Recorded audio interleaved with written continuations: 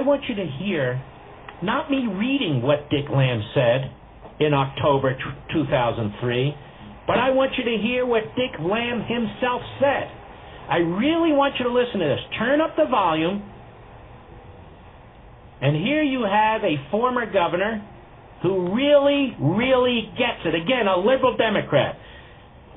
And he calls it my plan to destroy America. My plan to destroy America. And a hat tip to our partners at FAIR who provided this to me, and this has never been played before. Cut one, go.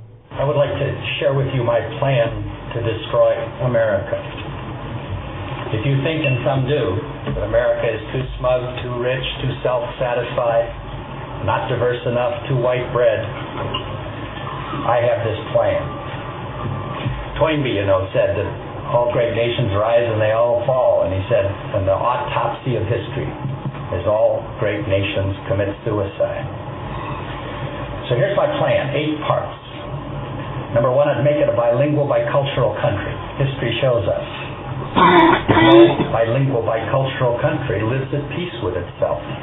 There's not one, I believe, that doesn't exist with an incredible amount of tension and conflict, if not civil war. My second part of my plan would be to invent something called multiculturalism. This would be 2 parts.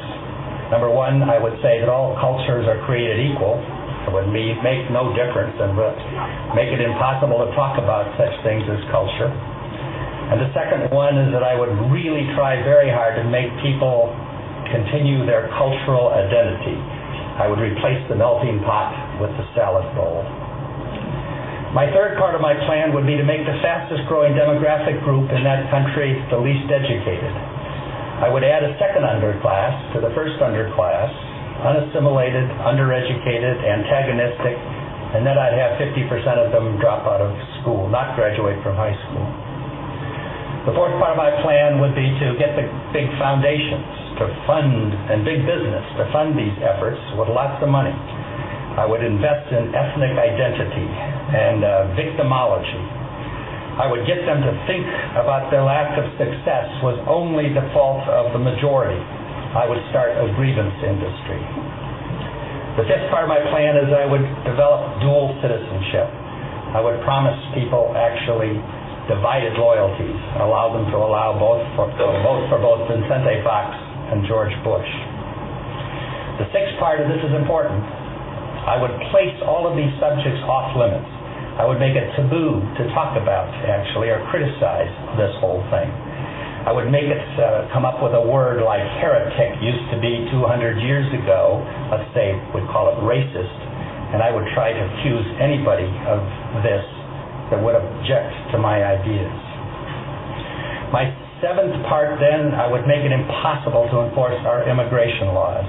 I would develop a mantra, let's call it this, that because immigration has been good in the past for America, it will continue to be good in the future. My eighth and last part, and it's important, is I would censor this book. This man is dangerous. He's on to my plan. Don't read this book. And he's pointing to our friend Victor Davis Hanson in his book, Mexiphonia, where he lays out the case. This is 10.5 years ago where he gave this speech.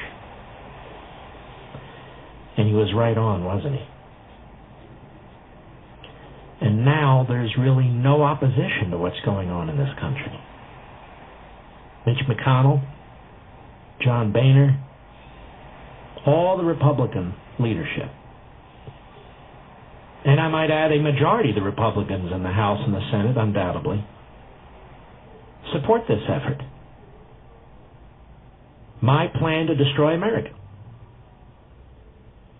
This is very serious business, and I'm sick and tired of the consultants and the operators in Washington telling us that the only way that we can reach out is to surrender to all of this. The only way we can win elections demographically is to surrender to all of this. This is disaster. This is national and cultural suicide. The man is right. But I want you to understand what's actually going on in this country today. There is breaking news at Breitbart, Matthew Boyle's piece. I really want you to listen to this.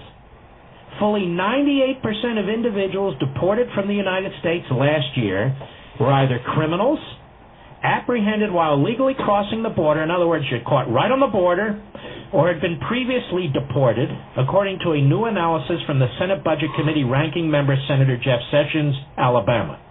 The 3-page document labeled a critical alert by the senator's office found 3 executive actions by Barack Obama providing amnesty to groups of illegal aliens meant that virtually no one who did not meet other criteria beyond simply being in the country illegally were deported.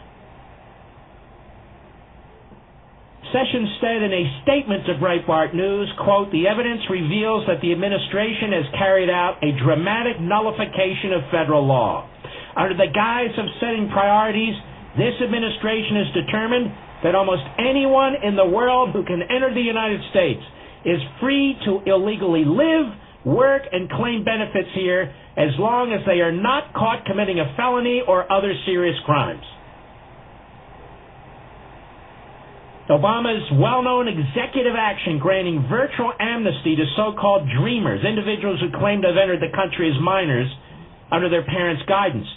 But 2 are lesser-known executive actions include an August 23rd, 2013 DHS directive, quote, expanding that summer 2012 Executive DREAM Act amnesty to illegal immigrant relatives of DREAM Act beneficiaries, and a December 21, 2012 DHS directive, quote, reinforcing that almost all immigration offenses were unenforceable absent a separate criminal conviction, unquote. So there you have it. 3 executive orders that by definition exclude the overwhelming majority of people who are here illegally and still coming here illegally.